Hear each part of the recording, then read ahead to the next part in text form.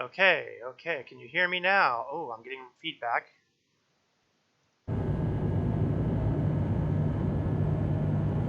For some reason, my software knocked off my default settings.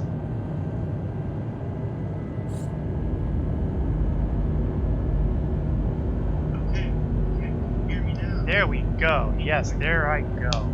I have no idea what was going on. Boy, all that clever repartee from the first half of my stream, and it's all gone to hell. That is depressing. Okay, for those just joining in, this is Corinth Landwalker, who is now actually someone who can speak and be heard now. I am currently flying one of the free fly ships in the game, the 890 Jump, a luxury vessel that is the luxury vessel in this game.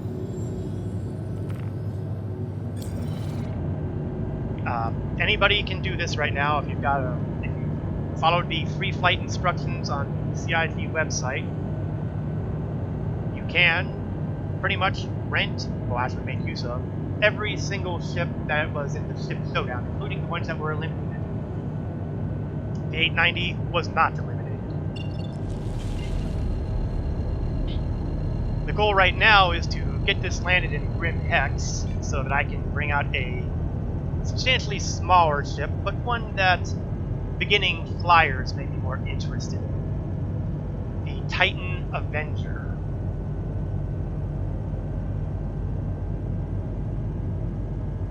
So, once I'm done spooling up here, we're going to approach the hive of scum and villainy in the Crusaders' planetary orbits, and hope that nobody shoots me down.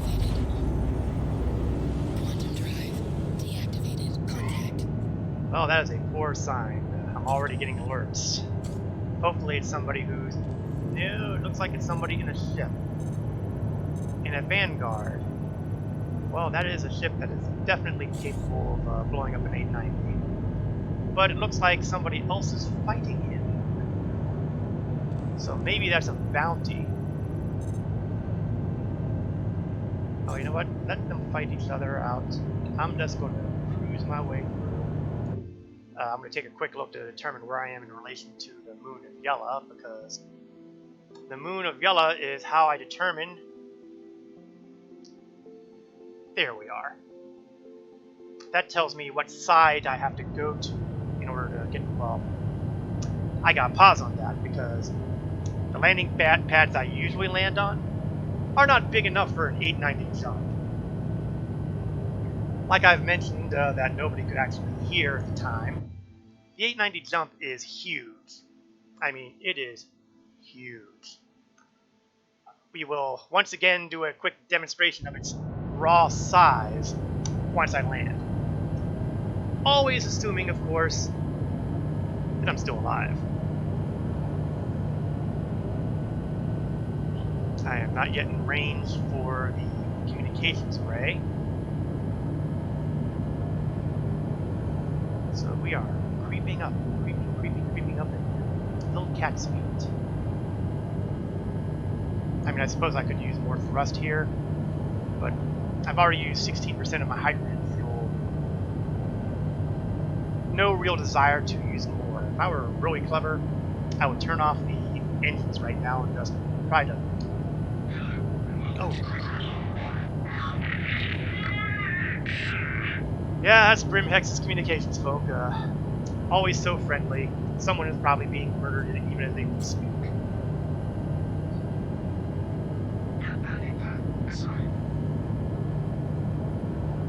Okay.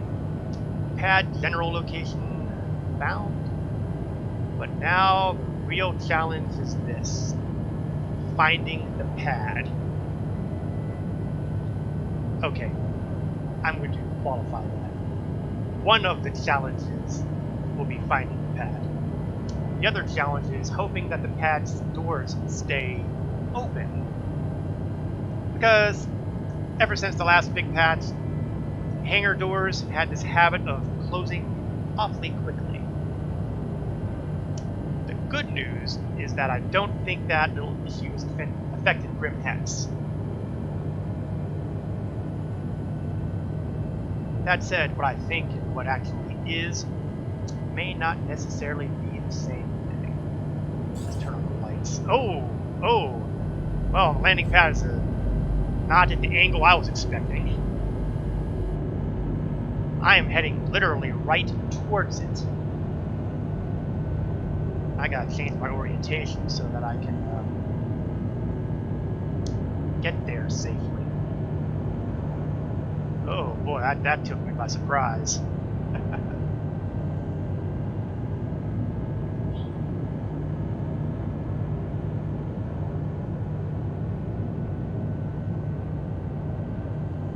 Incidentally, if you are looking to have access to fly all of these various ships, you need to do that on the web page at the RSI site. If you use the command in my chat for !free fly, it should come up with a message including a link to the page and instructions on how to get your ships. In theory. Okay, we're in lowered landing gear. We're going to turn off my cruise control because that's only going to get me in trouble. And now we're going to very delicately try to get the ship into the spot without doing something really embarrassing like wrecking it. There's a cruise control.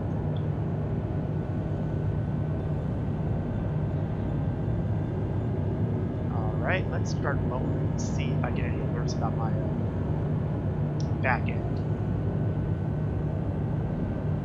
Oh, I may have gotten this right the first time. I'll turn off the headlights now. Collision leader.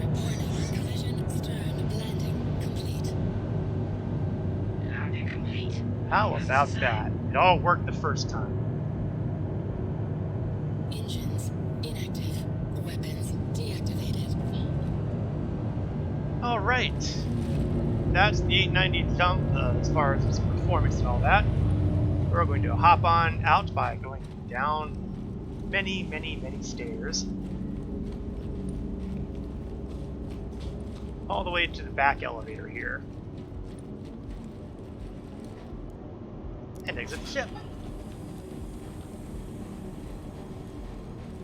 Now, if you're looking for utility out of the 890 jump, you're really not looking at it for the right reasons. This is a luxury touring vessel. It does not exist to get into dog fights or blow up starships, although it does have some defenses, but against real opposition, don't kid yourself. Okay, here's that size comparison I mentioned before. This is a landing gear. This is me.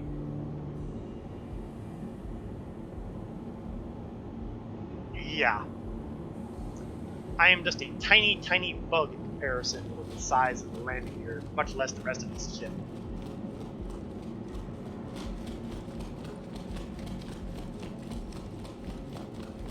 Okay, so let's go to the lobby here at Grim Hex, and we're going to grab another ship available for the free flight. The frequently aforementioned Titan Avenger.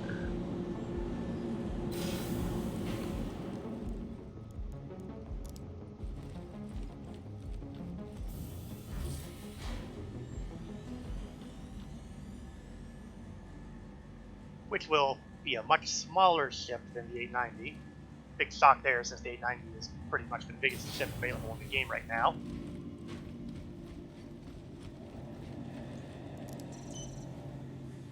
Avenger Titan. Aegis Avenger Titan. Listed as a courier vessel, has 8 standard cargo units worth of room to put, well, cargo in. Not huge, but then again, neither is the ship. It is being marketed as a starter vessel, although it is a more expensive starter vessel than the really entry-level starter vessels. I believe it pledges at $60 as opposed to... Yeah, that lies sometimes. It gives me the big red X, but it really means I'm on Hangar 2. So we're going to wander over to Hangar 2.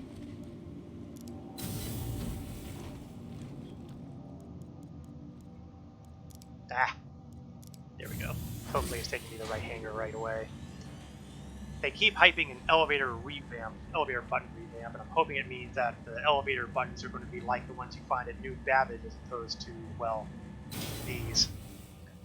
Okay, obviously I went to pad 1 first after all, so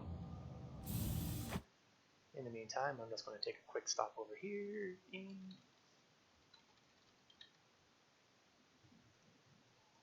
save.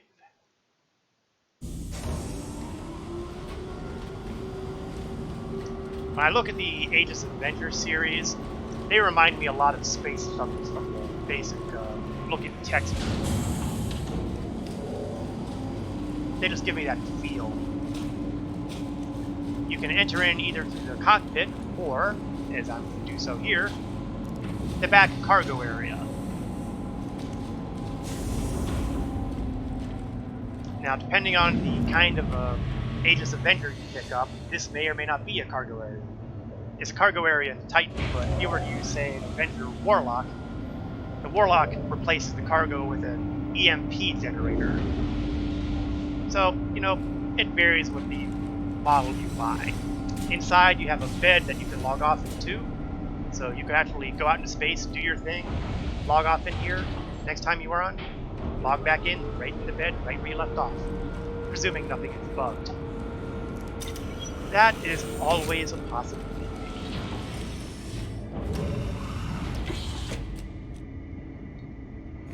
Now, we have a 2D radar in the ship here, which is not my favorite, but, you know, it could be worse. There could be no radar at all. Sometimes they do bug out and the radar vanishes. That makes life a little more interesting. We've got 3 multifunctional displays, 4 missiles, and 3 guns. I'm going to put them all in the same weapon group because I like doing that. 1 mouse button for all the guns. My preference. I'm going to switch this to communications for the moment so that I can ask them to let me out. You are clear to launch. And I am clear to launch.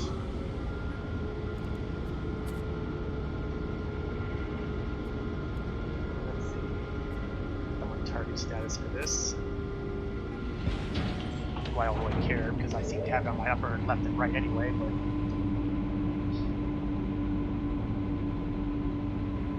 since we're here, and since I want to demonstrate the utility of the Titan, we are going to grab a bounty hunting contract. I am confident enough in myself in this to handle a CS2. Crime stat 3s or higher are a little dicier on this ship. I haven't experimented with it that much. It might be able to take it, but I'm not in a hurry to blow up immediately. I'm also going to grab the mercenary contract Call to Arms because every ship over the main target is basically free money. Who wouldn't want free money? Finally, I'm going to start my course, which doesn't surprise me to be around this moon because, well, Grim Hex is here. Alright. Launch complete. Launch complete. And there's the ship. It's not a bad ship at all. Takes a little getting used to looking at it, but it does the job and it does it well. So now that I have my target, Thank you. Please visit you. I have to go to the orbital marker to get to him first. Let's pull up the quantum drive.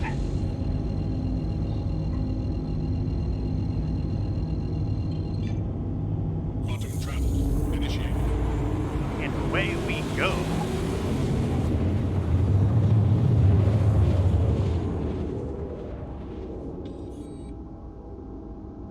And then just a minor turn.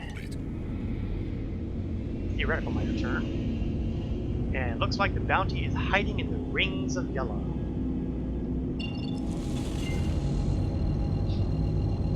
So we are going to find out just how much the Avenger Titan can take. Quantum travel initiated. This is a stock Titan. There's no modifications. This is exactly as it would be if you purchased it in-game or on the Pledge Store. Quantum travel complete. This does have gimbaled weapons, which are important because that will help in shooting things down, especially small, fast-moving targets like, say, I don't know, bounties. Speaking of which, where did he go? I don't see a marker anywhere.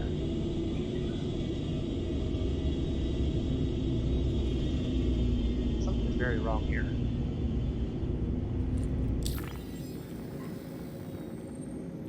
No, I'm still at the beacon. Oh, there we are, I think.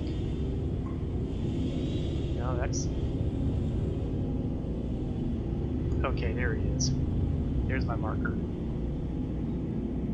Not sure what was going on there, but... he should be appearing on my radar almost any time. There we go. Coven Banahan. You made somebody angry. You've done some bad things. Crime does not pay. Well, actually, crime does pay, but it has issues associated with it. Oh, and someone's aiming this at me. Trying to.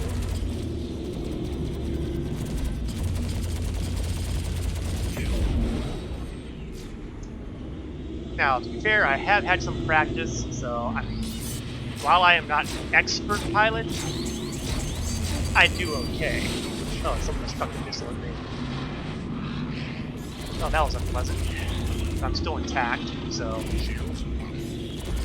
Now, in order to get a good shot on these guys, I'm trying to get to them, so I have a green circle there inside my little circle. M50 interceptors are fast, agile, but they're also fragile in addition to agile. How clever of me, I made a rhyme. And that takes care of that target. That was a CS2 target.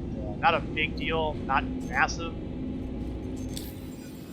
And as indicated on my contract list, CS2s pay out 2,000 AUEC, plus whatever I got for taking out his partner there, which isn't usually very much, but it's additional money. Now, another thing that the Titan will excel in is dealing with deliveries. Let's see, what do we have that looks entertaining? We're going to try to finish this Kovalex delivery. This guy apparently has a shipment at Gundo, which is a space station that's currently abandoned at an accident.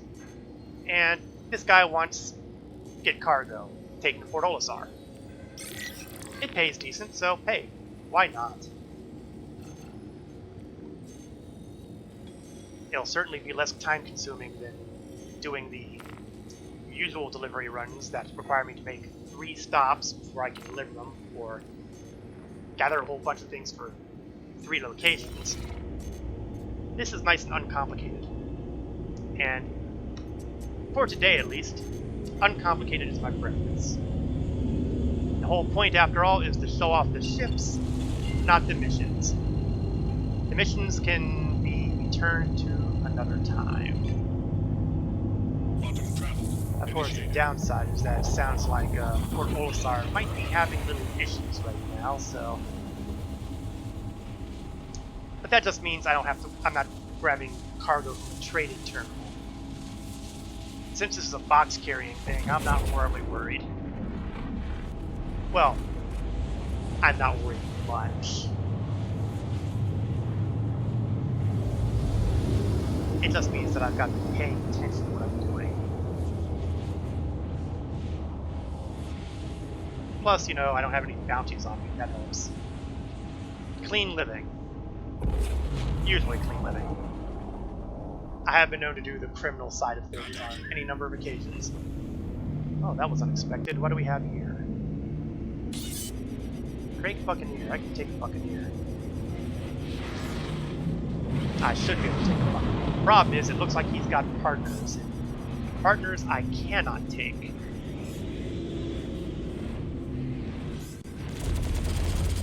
So I'll clean out the Buccaneer, because it's still free money.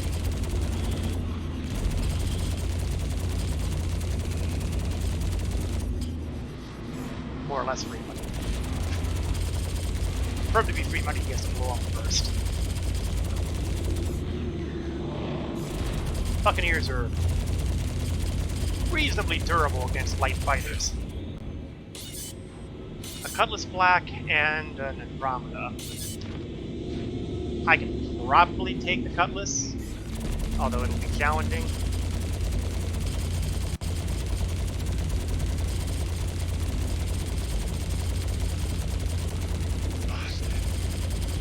Okay, maybe not as challenging as I thought. I was kind of expecting more out of him.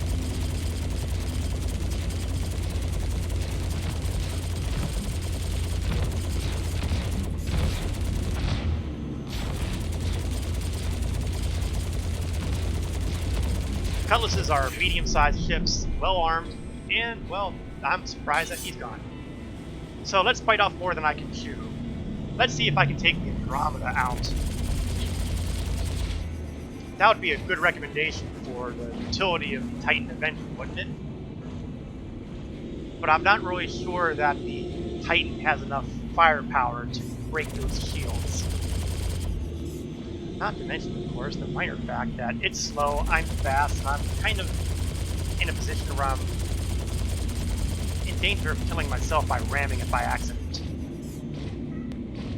I do seem to be doing damage to his shields. I'm going to cut my speed down, even though it's making me an easier target by doing so. But I'm hoping that'll be counteracted by the fact that I can keep a field of fire on him without having to worry about ramming through his cockpit. And I am actually doing pretty good. Now remember, this is with a stock Titan Avenger, with no special qualities about it.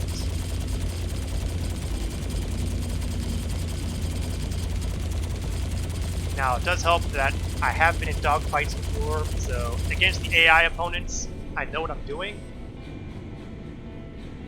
Now, the ship that they were attacking was probably a freighter of some kind. It looks like it might be yeah, it's a Caterpillar.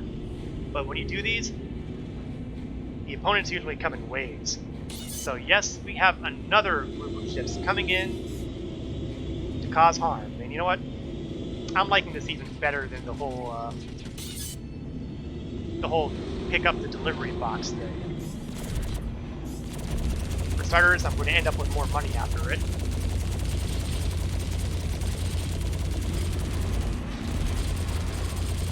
The only real danger here is if one of these guys decides to start throwing missiles at me.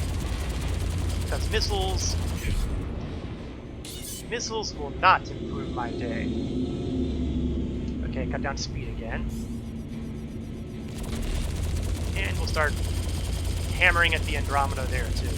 And after this, there should be one more wave of these guys.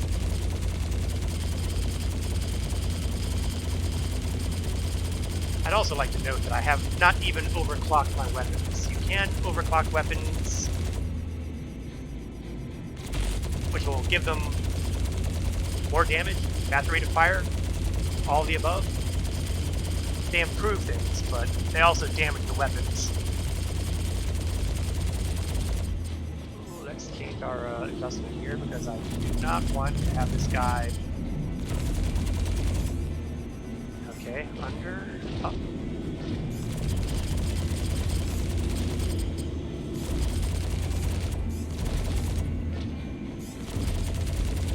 Yeah, when I'm too close, that makes things difficult.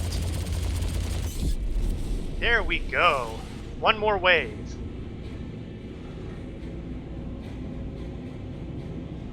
Well, theoretically one more wave.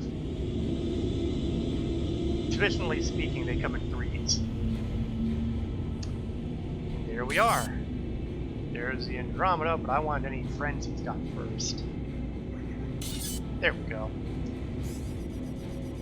We'll pop the Buccaneer first because it's faster, more agile, and more likely to cause me serious problems. Now, when I say more agile, I mean more agile than the Andromeda. Constellations are not exactly nimble starships.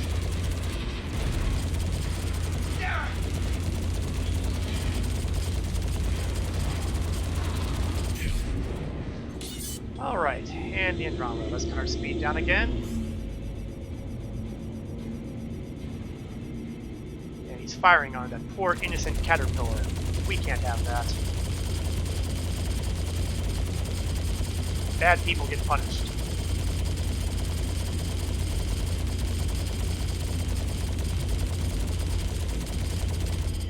Maybe I should increase my speed a little bit. Looks like he's drifting in and out of my range. Son of a bitch. Language!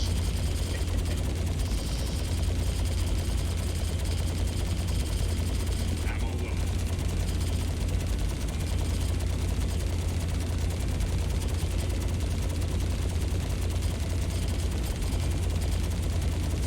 Well, I'm definitely doing damage to the hull, so at any time now, I imagine that he's going to make a pretty explosion. Preferably before I make a pretty explosion. I am not overheating on these guns at all. I am impressed.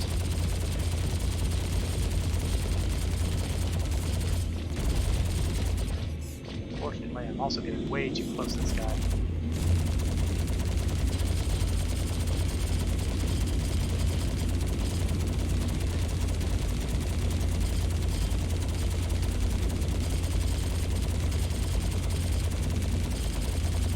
I imagine that when I check my ammo supply, it's probably going to be depleted. Some of them have been depleted. Well, this is going to be a problem. My only hope is I've done enough damage to him already to... Whoa, whoa, whoa, whoa. I didn't think he'd stop moving entirely.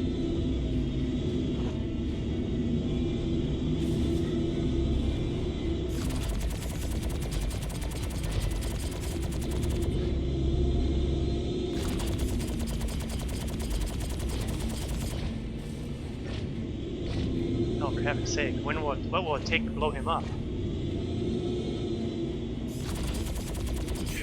There we go.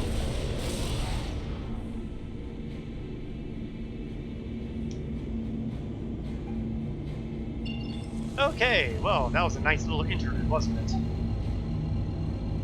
And I got paid a decent amount of money, too. And that's why it's important to take call to arms. Because otherwise, those guys would have been fighting, and I'd have to ignore them, or I could blow them up out of the goodness of my heart. But what is wrong with my quantum drive? I wonder if that got damaged from the collision I had earlier. Quantum travel. There we go.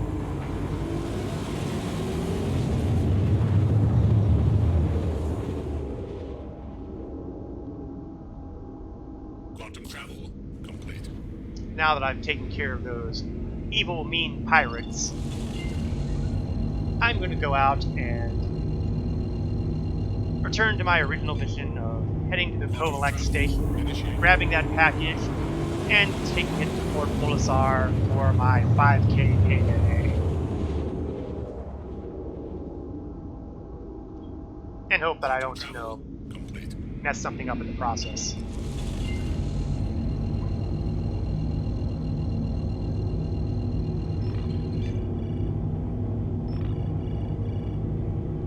I believe I am being contacted.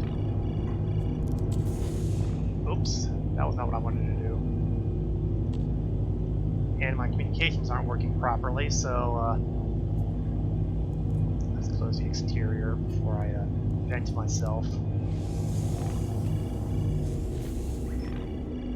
Yes, yes, I know the comm is running, yes. Oh, here we go. Can you hear me now?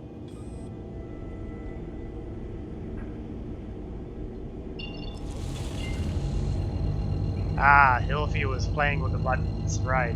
I'm not entirely sure that the communication systems are working all that properly right now. I've heard people mention that they just weren't, well, working. Now, I think you can... The theory is that you'd be able to talk by hitting your push-to-talk button, and if you have the default binding, that would probably be your plus key on your numpad. Theoretically speaking, of course. Oh, I'm cruising way too fast in this thing. But like I said, I'm not entirely sure that communications are working properly, which is a little depressing, but it is what it is, right? Usually when I'm communicating with someone, it's going to be either face-to-face in person or via Discord. I'm involved with 1 or 2 Discords. Okay, let's get the landing gear. No, it's like that. I'm not going to do the landing gear thing because the last time I tried landing on one of these things, I got stuck and couldn't take off again. Engines offline. I'm going to learn my lesson the first time. So what I'm going to try to do is I'm going to try to go out the cockpit side of things. Exit seat. Well, the problem is I don't want to exit seat. I want to exit the ship. 0G. That is exactly what I want.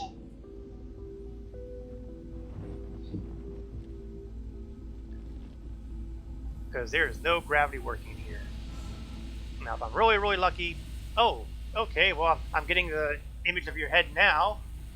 So I've got a feed here that's here. Can you hear me? Of course, it occurs to me that, saying that when, I'm on a stream isn't going to get me a really good answer because, of course you can hear me. You're listening to my stream. That's where sometimes I just do not think things through. So we are going to be traveling through the structure of this station, this abandoned and broken station, in the hopes of being able to get that package.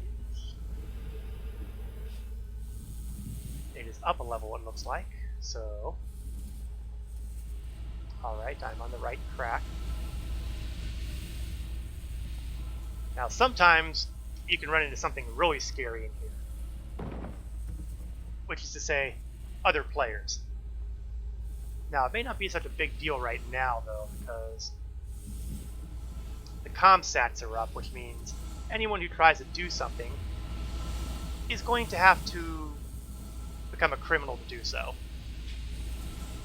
That said, there are plenty of people who are more than happy to be criminal.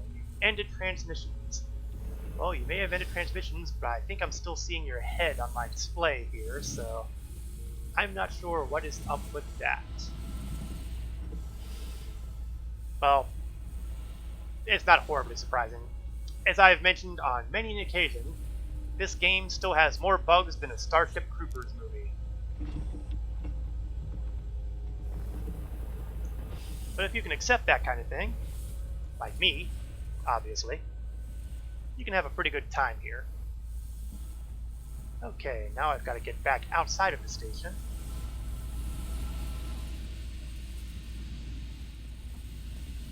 And get this into my ship. And it occurs to me that maybe I should have taken the back way because I'm carrying a package. And if I'm carrying a package,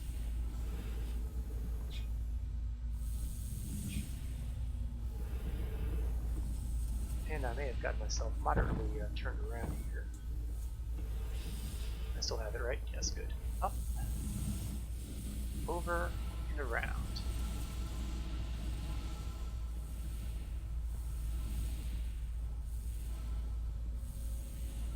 I'm not entirely sure I came this way going in, so I may have made a wrong turn somewhere.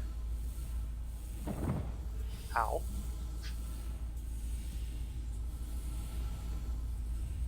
I'm just bouncing. Is that a working airlock?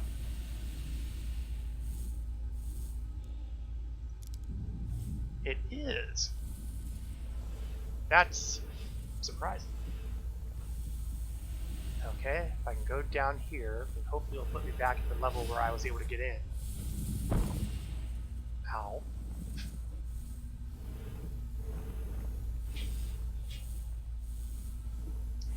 Amazingly, I'm still carrying the box. Unfortunately, I'm not still finding the exit out. In fact, I think I have made a complete circuit around everything except where I want to go.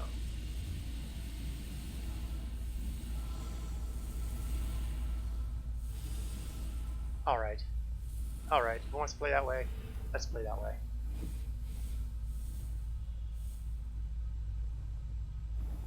somewhere there is a large hole in this station, and I'm going to find it.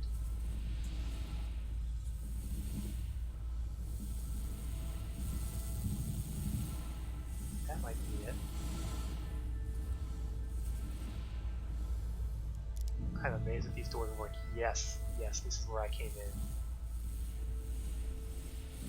Alright, we'll just float myself out.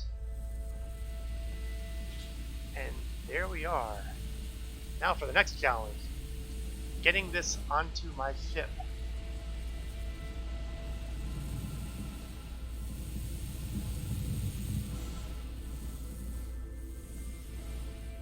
Get close enough to open up the back ramp.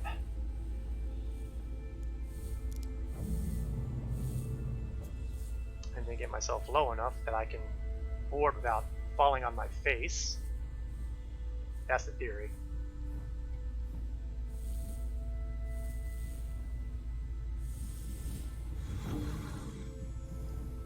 Okay, that did not work. And worse yet, I think I may have lost the box. Yep, there it is. Luckily, it did not go far. Even more luckily, I can still interact with it. There are bugs that have caused issues with interacting with these things. So maybe my next trick... No, we're not going to do that trick. I think my next trick might be to throw the box on board, but...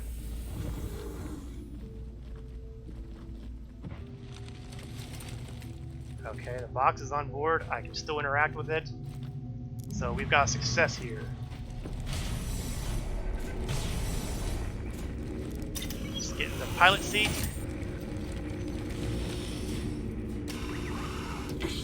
Flare ready. Engines online. And it's off to Port Olisar to drop off my... What's the opposite of ill-gotten gains? Because these are not ill-gotten gains. I was legally employed to grab this package.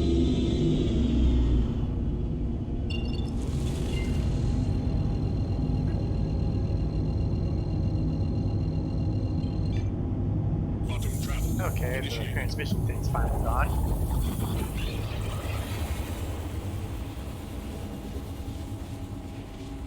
One day they'll get that working properly, and things will be better with that.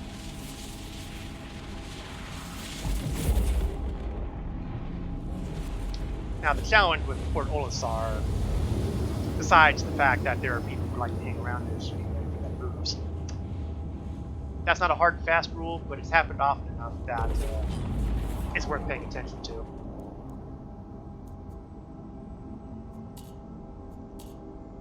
Oh, that's still up there. There we go.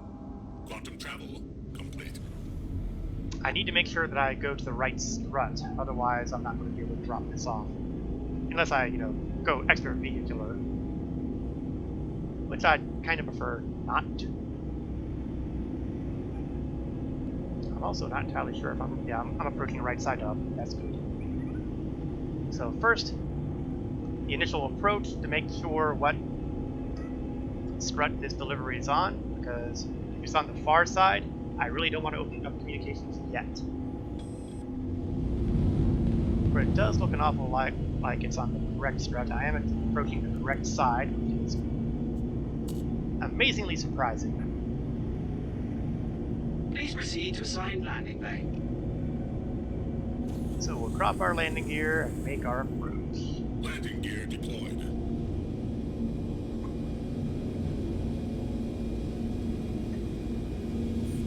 Cruise control. Final approach. Make the landing. Proximity alert. Deck. Landing complete. Landing complete. Have a pleasant stay. And ordinarily I would take some time to do some repairs on this ship, but since it's kind of a temporary thing, Engines offline. Weapon systems offline. we're just going to leave it be. So we've seen that for a relatively modest expenditure as far as pledges go, the $60 pledge, you have a ship that can deal with quite a lot of abuse with stock equipment, and do box deliveries, and can do a small amount of cargo delivery. Cargo delivery will not be the big money maker for this, I can assure you. It's more along the lines of, if you're doing a box delivery and you deliver your last box and it has a trading station, go ahead and take advantage. Why is this ramp not going down? Oh, and I'm throwing the box at it. That's rude. You know what? Leave the ramp down. I'm just going to store the ship anyway.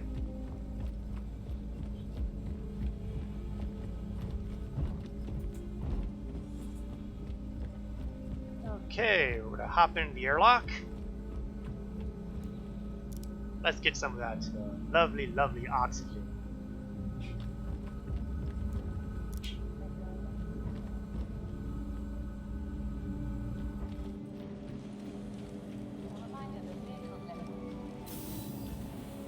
And then I will follow the marker to take me to the delivery location where I can place this box. Drop off, please.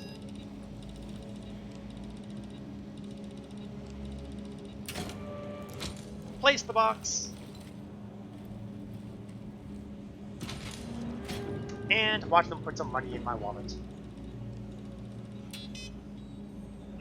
Satisfaction of a job well done.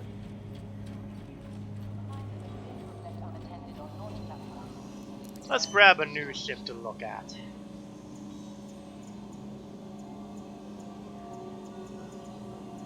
Possibilities, possibilities, possibilities. Well, you know, I was talking about the Andromeda earlier and how it maneuvered like a slug. Let's prove it.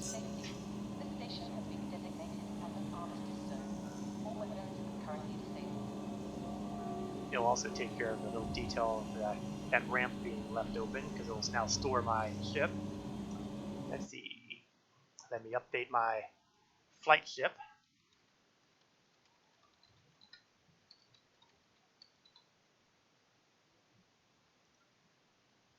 Of course, it's going to give you a bug message, but I know it lies, so 10. Pad 10. No, that was not what I expected, but I'll take it. The Constellation Andromeda is a big ship. Well, big is all relative. I mean, it's not 890 sized, but it's classified as a large ship. It's kind of on the small end of large ships, but it still qualifies.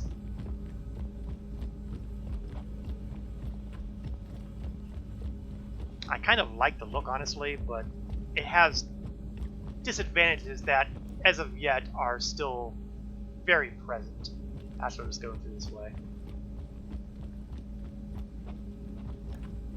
It has a cargo elevator, and it has the personnel elevator.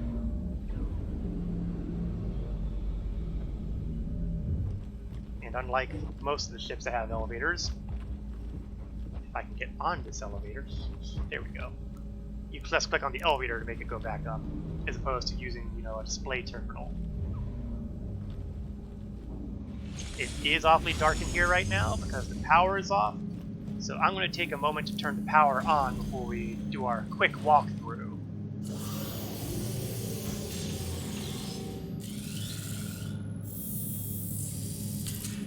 Power on. Space Industries. Enjoy the ride. System check. Looks better with the power on, doesn't it? Now, we've got a pair of turrets here. We've got a lower and an upper turret. So you can carry crew to shoot at things for you. That's what gives the Andromeda a little bit more bite. Over here we have kind of a sofa, and this is supposed to lift out as a table, except there's a bug and it doesn't actually work. It worked once upon a time, I'm told, but I've never seen it. On the other hand, there are rumors that they will eventually rework the Constellation series, because there's a variant of Constellation that has not been released yet, and it's a cargo variant. And you would think that would be a fairly easy one to get into the game. And the only reason I can see why they wouldn't have done it already is they're going to be going back and messing with things on here. You've got a really cheap bathroom, and I'm guessing that hole there is supposed to have a toilet in it, but let's not ask about where that is. We've got four beds here, bunk arrangement. The cargo bay, which you can lower and raise, and the cargo bay is large enough to handle vehicles. Although there have been issues with vehicles in lifts. Sometimes it works and sometimes it's less good. It can take an Ursa rover, but it's a tight fit from the width standpoint. Better luck if you run with cyclones or hover bikes. We have a pair of airlocks on either side, a bunch of missiles in an exposed rack that seem to have trouble working from what I'm told. In the back, since we're on the subject of things that have trouble working, we have the cockpit for a snub fighter, the Merlin. I want to say it's the Merlin. It could be an Archimedes. I'm pretty sure it's a Merlin. The problem is, docked ships, that gameplay does not yet work, so basically it's there for decoration. It doesn't actually detach yet. And that's pretty much all there is to the Andromeda. So, what can you do in an Andromeda? Well, it does have a reasonably sized cargo bay, so cargo runs are certainly an option, and we will probably do so. It is also listed as a gunship, so theoretically it can blow stuff up. The guns, there are guns available to the pilot. They are gimbaled, which is good. I'm going to pull up another CS2 mission, with the understanding that this could be a little bit more interesting than the last one, because I'm flying an Andromeda. My target is oddly at the moon of Selin. I was really expecting to wind up. Ooh, and he's at the security outpost. Well, this is going to be interesting. More explanation on that momentarily. First, Take off. we're going to get ourselves set up.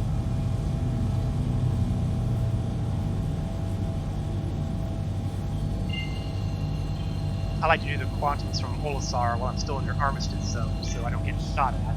Auto drive is now off.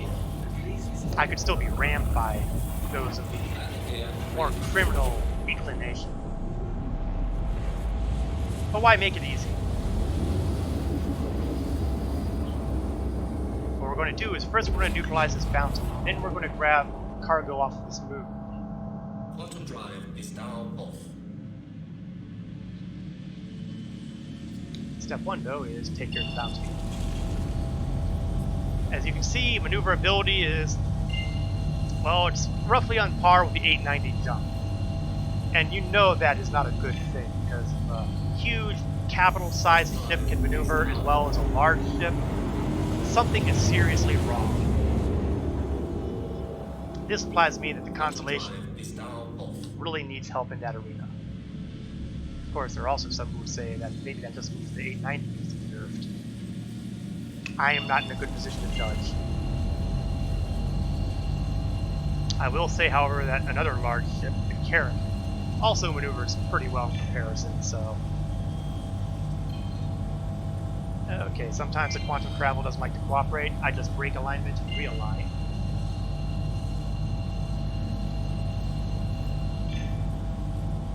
Auto drive is now off. Now, this is going to be interesting, because usually if there's a bounty around the security station here, it usually involves players. You see, security station in Caria is one of the places where you can go to clear out your criminal status. If you have criminal status, it will stick with you until you either end up in prison, or unless you do something even more illegal, like break into a facility like this, hack their computers, and use that hack to criminally erase your various record of misdeeds. And it's kind of fun.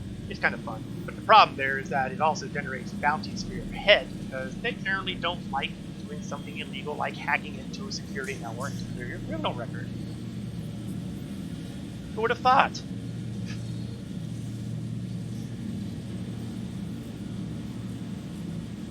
Now the other interesting thing though is I'm pretty sure that as I approach I'm going to get warnings about trespassing, and that's the concern here, because if you're trespassing, that is also a crime. But I have a legitimate bounty in this area. There's my target. Let's see if I can blow him. Rear shields damaged. And you know what? Damaged. My Shields weapons maxed. are not working. Yes.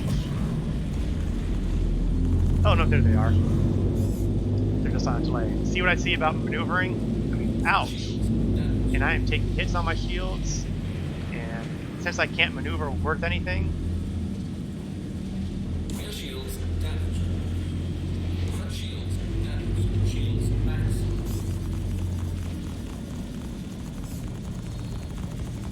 so fast maneuverable ships are going to have it all over me. Starboard shields damaged. Front shields And I am continuing to take beatings here. rear shields damaged. And this is why you don't fly a mission like this in Andromeda. Damaged. Port shields damaged. Front shields damaged. Shields max. Shields max. Rear And shields missiles are as broken as I'd heard, because I'm not getting any target locks on them. Oh, finally, I'm getting some hits. The good news is that if you're using the weapons on an Andromeda, they will hurt things you hit. You just have to, you know, be able to hit them.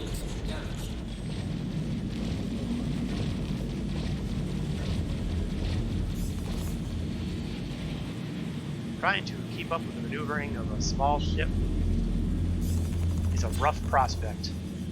That's one of the reasons why I'm using gimbaled weapons. If I were trying to use these as a fixed weapon kind of thing, it would not end well. And there we go. Ultimately, no real harm done to my ship.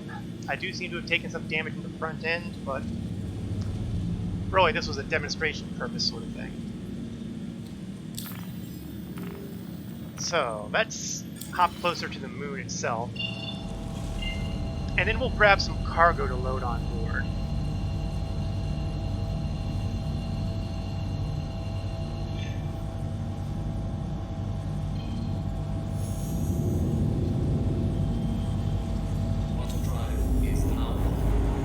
I'm not sure what kind of cargo I'm going to be able to get here.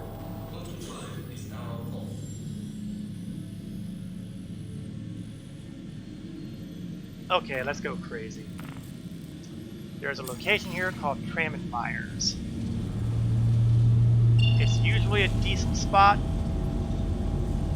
but sometimes it has little hazards. Luckily, the ComSat is up, so it could be worse.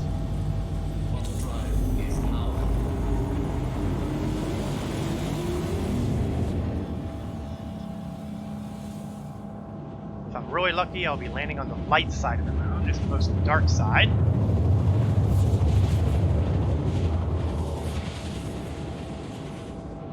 But no, I couldn't be that lucky. It's either dawn or dusk over here. I'm not entirely sure which.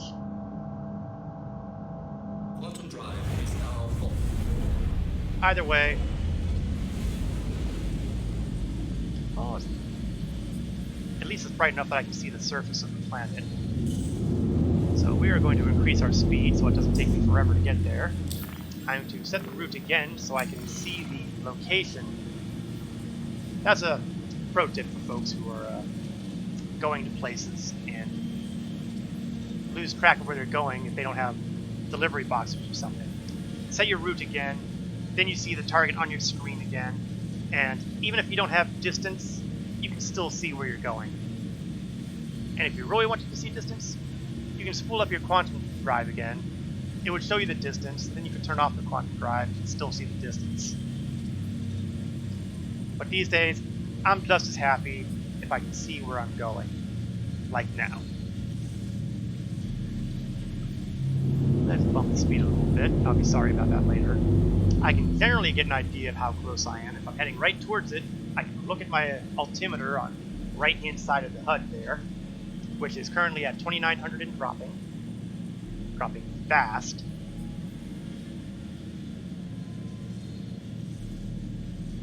Of course, it's not a hard and fast rule because, you know, there are some places that are above sea level or whatever the zero would be. So if you're expecting zero to end on top of a mountain, you're in for a horrible surprise when you smash into the mountain long before you get to zero. Let's kill the auto cruise control there. I'm going to turn on my lights. Lower my landing gear. Landing gear deployed. It also occurs to me that I don't know if there's a landing pad here. There is not. So this is going to be an incredibly amusing and challenging experience of landing with no guaranteed flat surfaces below me. We're going to switch up to third person view because it's easier to see rocks on a large ship like this. I think we're good. Pull up a little bit. Stop.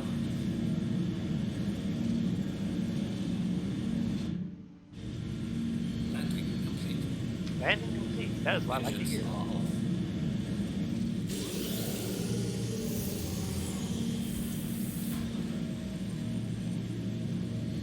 I always make sure to turn the engines off because I kind of suspect that having them on could have horrible effects with weather. Of course, it may also have horrible effects regardless.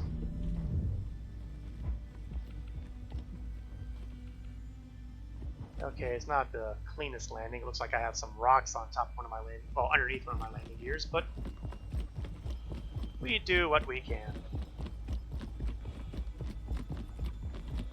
So a quick jog will get me into this outpost building, where I will hopefully live longer than 30 minutes.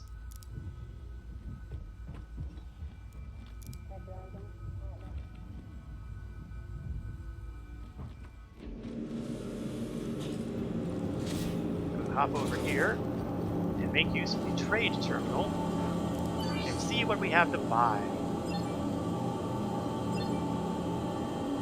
We have Laranite, where I can fill 12 SU worth, which I will pick up because why not?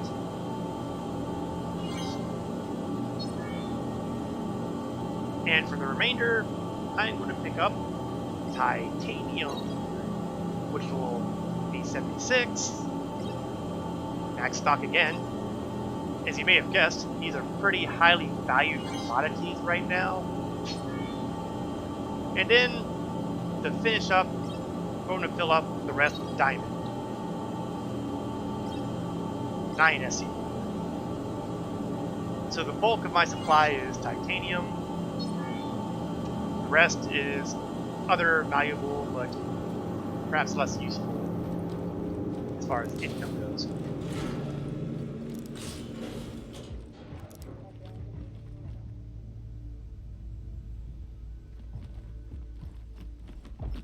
Now, due to the fact that I'm carrying cargo, and since it does seem by the chat that there may be very unpleasant things happening somewhere, I'm thinking that perhaps delivering this to Port Olisar is not the way I want to go today.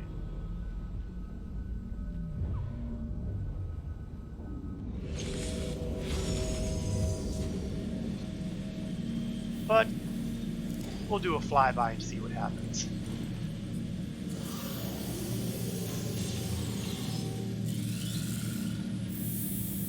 I don't need the lights anymore, so we'll turn those off. We'll turn the engines back on. And then we will do a takeoff.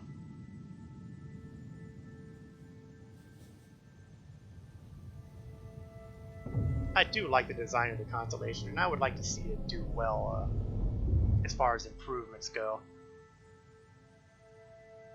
Because as it stands right now, flying is painful.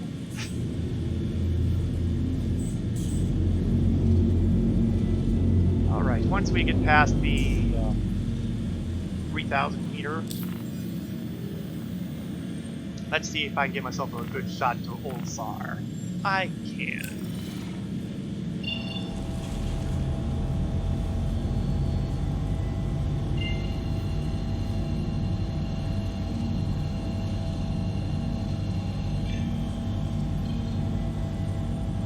Throttle drive is now off.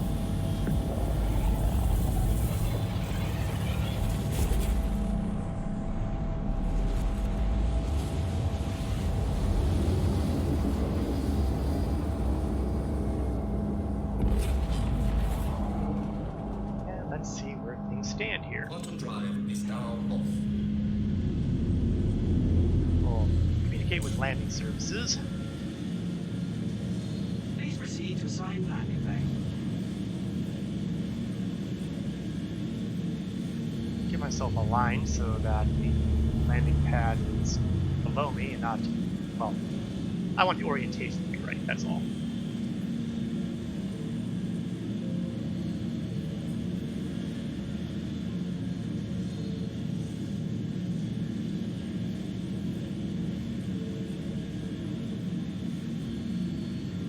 Yeah, I think we're done listening to that.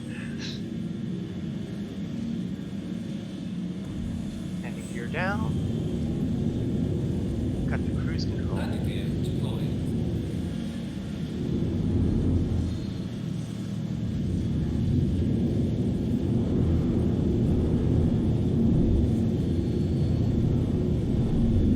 I would do the auto land feature more frequently, but it's been kind of strange ever since the last big patch, so I try to do this on my own. Landing complete. I don't do all that badly. Landing complete. Have a pleasant stay. Engines are off. I'm going to leave the power on though, because if I leave the power on, I leave the shields on. I don't know if that would help against the pad ram or not, but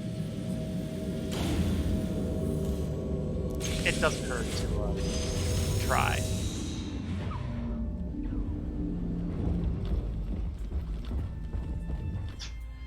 Oh, these lifts are still entertaining. Okay, there, right in front of me. No wonder I can't find it. I'm only looking right at it.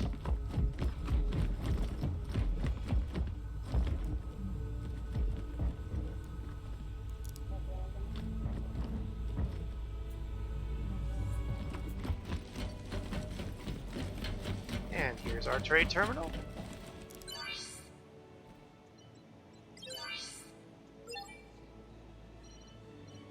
There's our cargo. And here's our sales.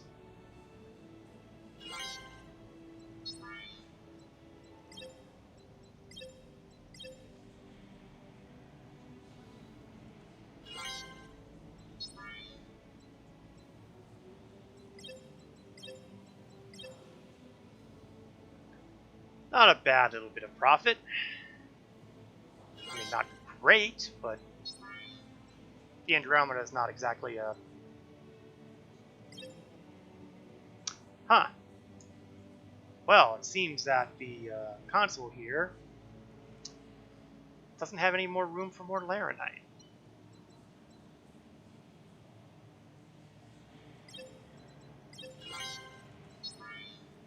Okay, well, that's potentially inconvenient. So what I'm going to do is, if I can, I'm going to store the ship so that it's no longer vulnerable to, say, pad rammers.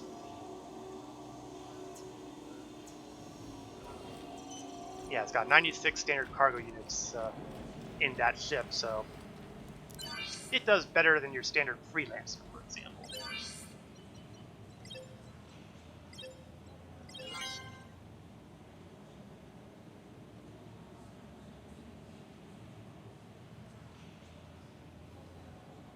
Okay, well, you know what? It doesn't look like it wants to play nice.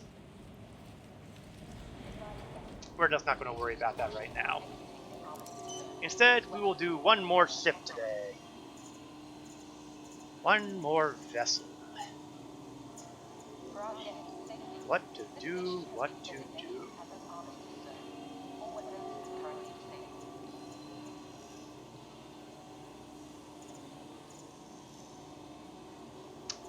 I'm thinking we'll take a brief spin in the Anvil Valkyrie. Not so much to do any combat missions or anything on, but it's so fun to just look at it and imagine how it would be used.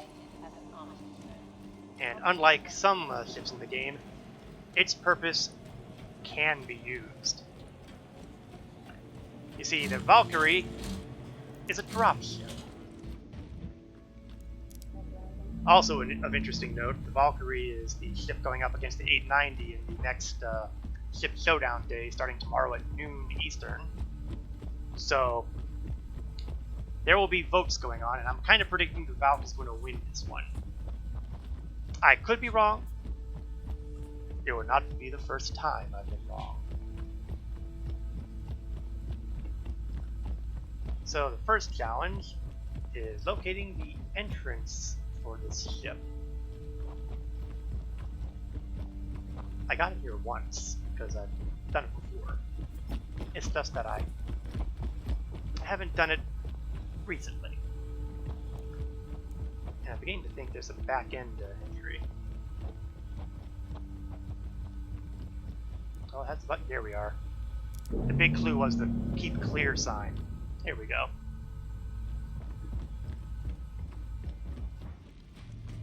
The flight deck is upstairs, so we'll take this ladder up.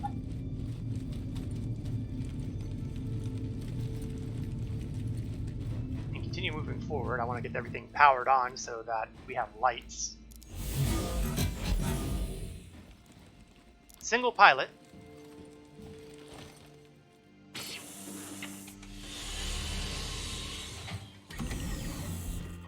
And I think what I'll do actually is I'll power it up. Aerospace, all systems online. And I'm going to fly enough away that I'm still in armistice, but no longer in danger of having the ship stored on me.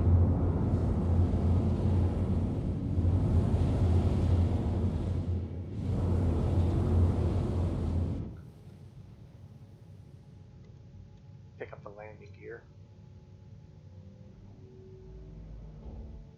Get rid of the VTOL engines.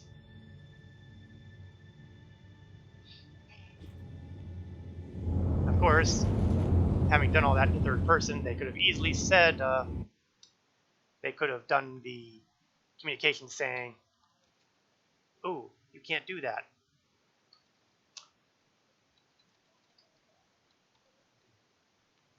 But it is what it is.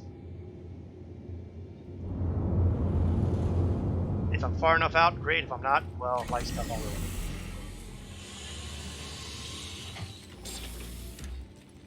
Okay, let's go back down the ladder.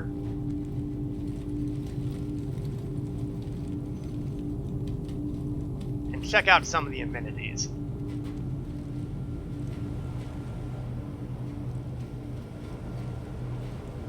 Okay, back here, as I recall, on each side, we have a bunch of crash seats.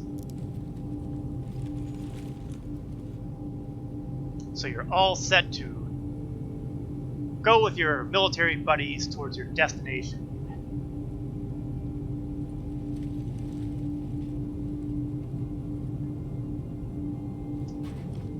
And I think back here is a turret. Turrets are handy because, well, you want to have suppression fire for folks getting out. They'll rush out of their seats here, and they'll go out through one of these side hatches. And someone is going to deploy the heavy machine gun to supply covering fire. I can't fire anything because, I'm in an armistice zone. But I think that is a great detail. That's one of the things that elevates the Valkyrie over a Prowler, in my opinion. The fact that you can deliver a huge amount of cover fire so that anybody looking to shoot your people who are deploying will have a horrible, horrible day. You've got another one on the other side here.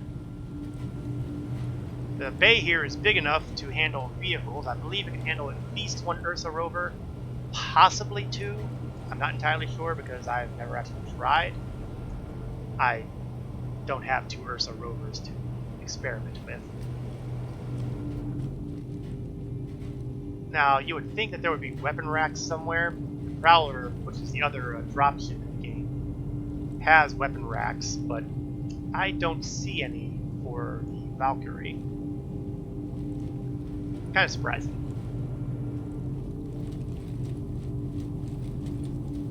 I'm also assuming that this is an Aegis. I know that I've got my currently flying listed as Aegis, but I can't actually prove it right now. I wasn't paying that close attention. It could be an animal ship. It is an animal ship. So you know what? We're going to get that updated so I can at least have that on my piece of mind there that shows properly. Over to the either side of the cockpit area, you've got two more turrets. So you can get some fire above as well. On either side, you've got your beds here. Basically crew beds. They're not, well, a bed. I guess that's a crew bed, and over here, you've got the restroom. I guess that makes sense. You only really need one bed for the pilot. Oh, no, we've got two more beds. That makes more sense. And presumably, these would be for your usual crew for the ship. They would either be manning turrets during a space flight, or they would be manning those big machine guns down below. And you've got another turret right here. And you have an overlook for the cargo bay. I like the Valkyrie for what it is. I think it is a terrific ship for what it's made for. The sad part about it, though, is that I can't justify picking it up because I would never use it. It just doesn't have... You need a crew for this to really make it work out. And you need the soldiers in there to assault a location. And right now, the only way you can do that sort of thing is if you're doing some sort of org versus org kind of thing, where you have a whole bunch of mass PvP where you deploy your people out of the dropship into a zone and do an objective. It's not something that's game supplied, it's something that would be player supplied. And that's no big thing. That's not a bad thing. Players being able to make their own content, I am a-okay with that. There are some people out there who've done streams of military operations of assaulting one of the outposts that are not covered by the comsats, so they can blow each other up freely without having to worry about criminal status hitting them.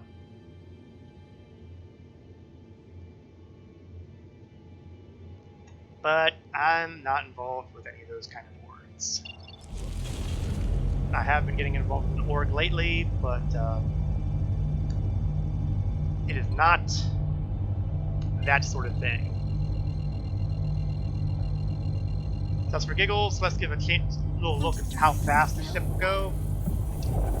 More importantly, I'd like to land somewhere where I can demonstrate those big machine guns.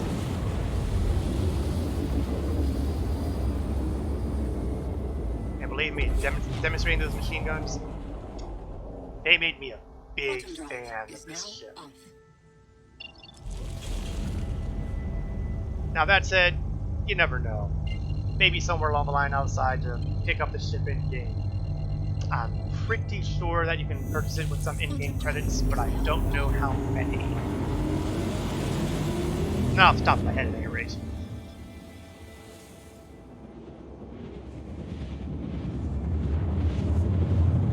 Oh no, I think I'm gonna land in the dark. No, it's still on the light side. I think a great deal of the impact of this would be lost if I were doing it on the dark side. Although the muzzle flare would certainly stand out more. Quantum drive. Alright, let's go straight down and try to find a relatively level surface.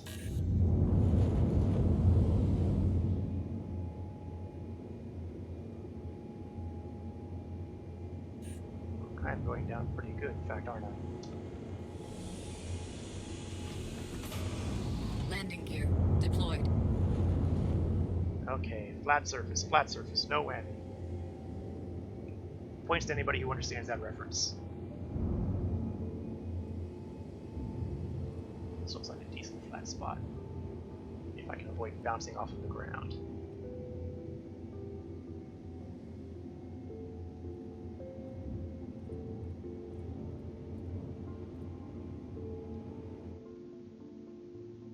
Yeah, this looks good.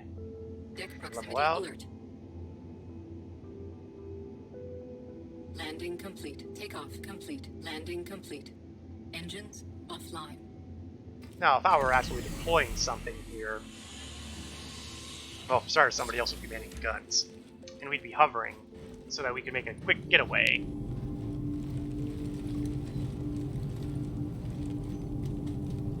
So, here we are, getting ready to make our assault. If I can manage to get clear of this ladder. Open the door. Deploy the machine gun. Look for the power on button. Anvil Aerospace. All systems online. How is that? That is the way you want to do covering fire. This will blow through armor like Kleenex. Or so I suspect. I can't actually prove that. You can even hit some pretty distant targets. I mean, I'm hitting that rock over there. That's a fair distance away.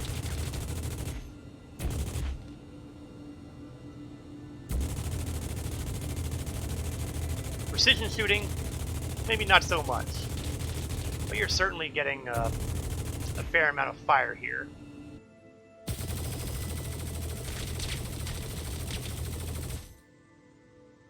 Let's see if I can get this.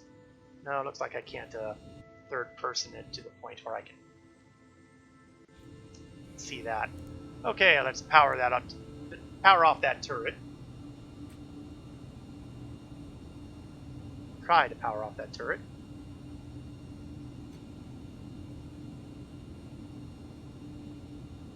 Come on, man. I'm trying to be a good guy here. Okay, fine. We're going to leave you active. That's probably not safe, but...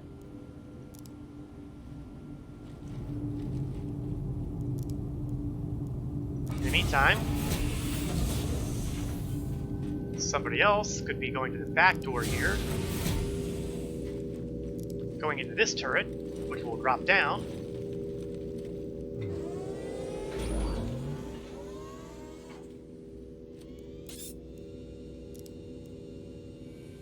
Anvil Aerospace. All systems online.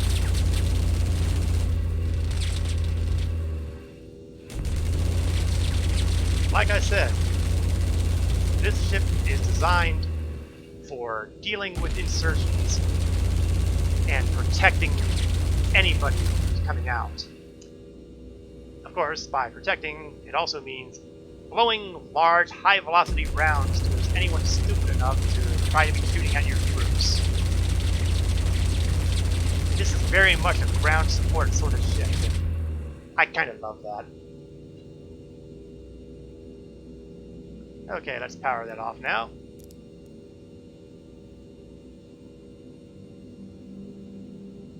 And...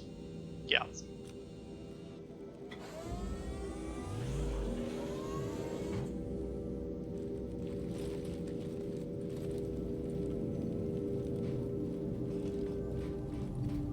Alright. And I think that is going to do it for today. Now remember, we do have the big vote going on here. So if you're someone who has an account, you can vote for your favorite ship. You can see the current competition is between the Cutlass Black and the Avenger Titan. Whoever wins will go up against the winner of the 890 jump versus the Valkyrie. Rumor has it that whoever ends up in the semifinals will potentially get a special skin at some point. Or so I'm told. I don't know if that's actually how they're going to do it. But that is their plan. And I believe that is everything. It is now just about 3 o'clock p.m. Eastern, so that is the end point of this stream. I hope you have enjoyed watching and listening for when the audio was actually working. I still don't know why that happened, but I'll try to keep an eye on it for future streams. As usual, my next Star Citizen stream will be next Saturday at 1 o'clock p.m. to 3 o'clock p.m. Eastern. I also do a Star Trek Online stream from 8 o'clock p.m. Eastern to 10 o'clock p.m. Eastern. So if you're interested in that particular MMO, feel free to stop by and listen. Other than that, I'll see you next time. This is Korath Linewalker, signing off.